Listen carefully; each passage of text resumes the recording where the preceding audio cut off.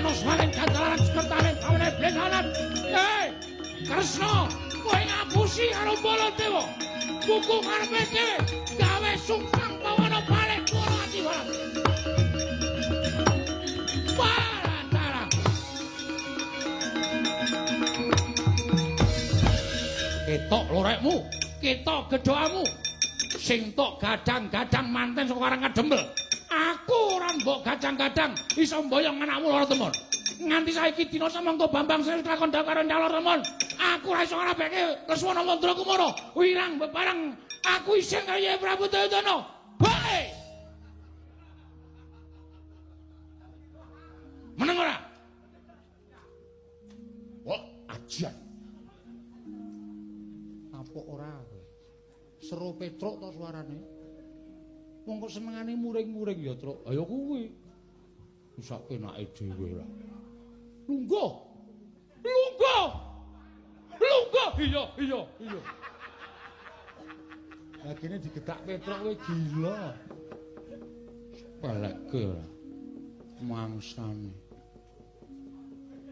Panggri bengok-bengok omong kula. Iya, Petruk, nggih. Sareh to. Sareh piye? Muni lho ki mau. Ora sastra-sastra. Kok Prabu Ratu Sareh? Iya, sareh piye? Menika mboten pedamelan kula. Lho nek ora pedamelan kula ora gawe sapa tak takon. Nek udu gaweanmu gaweane sapa? Nyatane Semar derajate ngaceple iso ngaturake stra-stran sing angel kaya ngono. Aku ratu kok ora iso ngaturake. Lho menika mboten perkais mboten perkais antawisipun ratu karo kawula cilik, mboten. Ning menika perkais pambudidaya. Cetha yen Semar nggone golek mau dibantu karo para Pandhawa. Lho, mesti ki mawon Semar menika adiring Pandhawa kok. Lah iki aku ora trima, nek mboten trima ajeng napa? Lho, aku ngamuk ning Darawati, mengsaipun kula. Pun monggo. Ngamuke cara piye tak ladeni? Ngono wae ora iso jak rembugan apik-apik. Kula niku yo anggepe seprana-sepene dianggep ora wani gelut wae. Wani wae. Narayana iki mantan begal. Nyepelekke. Kok kowe. Yo, nek sing ngene iki malang kerik ngene iki, yo. Ayo. Ayo nek nyatare ngobrak-abrik Ndarawati nek arep kaya cah cilik dindakke ora kena ayo ngajak apa? Iki ya sing nantang aku sore mau. Wis gong wis rampung ya. Wis.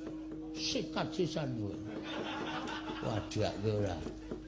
Ayo kancaku akeh sing do sengit karo sampean. Wong kok senengane ngegungkile galak, ngegungkile sak kepenake dhewe. Panjenengan pirsa mboten?